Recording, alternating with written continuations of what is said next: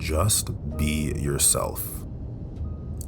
You've heard it 1,000 times. We've all heard it 1,000 times. Right before a first date, job interview, hard conversation. And there's something bright about it, something well-intentioned, but there's also something philosophically broken about it that nobody examines. Because it assumes that there is a self, a fixed, knowable, returnable to self. And some of the sharpest thinkers who have ever lived spent their careers arguing that there isn't. And that this might be the most liberating idea you'll ever sit with. So there are 3 philosophical problems with a fixed self. Problem number 1 is the self is not fixed, it's a process. David Hume looked for the self and reported he couldn't find it. Every time he introspected, he found particular thoughts, feelings, memories, but no self holding them together. What we call the self may be, as he argued, a bundle of perceptions, a story we tell to create narrative continuity. Now, second problem is the self is contextual. You are a different person with your parents than you are with your colleagues, than with your oldest friend, than alone at midnight. And that's not hypocrisy, it's how human consciousness actually works. There's a sociologist by the name of Irving Goffman, and he spent his career documenting this. We are always performing, and which performance is the real one is unanswerable. Now, the third problem is the self you return to may be the problem.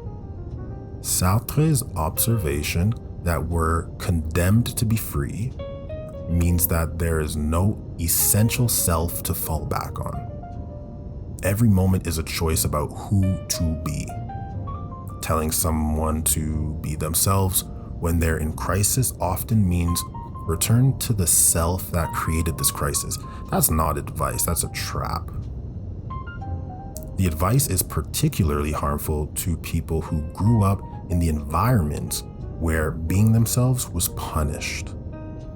For them, the self that formed under pressure is an adaptive self, one built for survival, not for flourishing. Being that self more fully is not freedom. It's a deeper cage.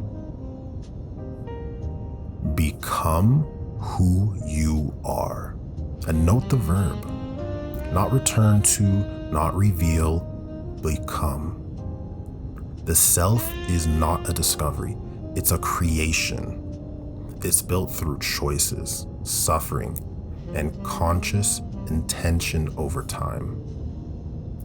Now, there is a solution that I've found to this, from being to becoming and what it actually looks like.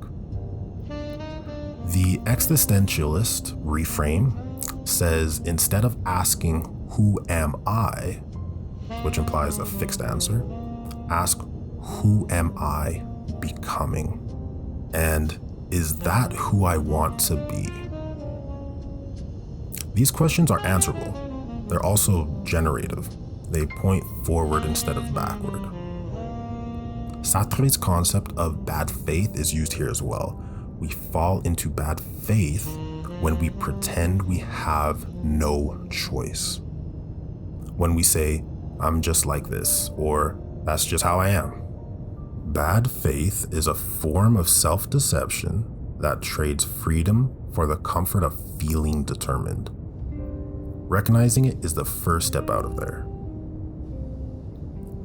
Now, the concept of authenticity, properly understood, Heidegger thought authenticity had nothing to do with self-expression.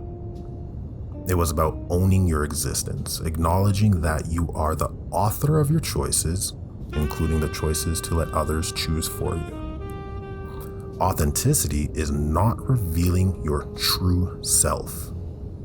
It's taking responsibility for the self you're creating. Now, here's a practical question that I can offer you. Instead of, am I being myself? Try, am I making choices I can own? That's the question you can answer honestly. And actually, it doesn't require a fixed self. It just requires honesty about agency. Now, this is a closing philosophical move that I want to leave you with. The Buddhist tradition goes furthest. It suggests the self is entirely a construction, and that the liberation is in seeing through it, not perfecting it.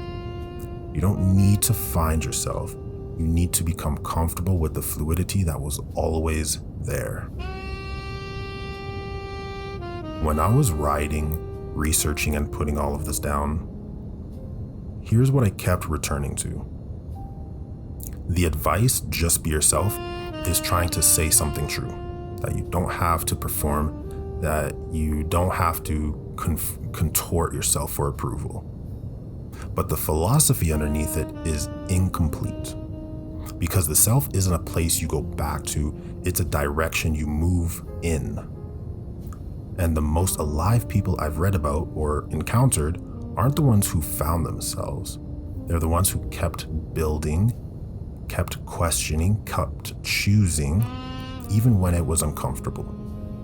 Especially when it was uncomfortable.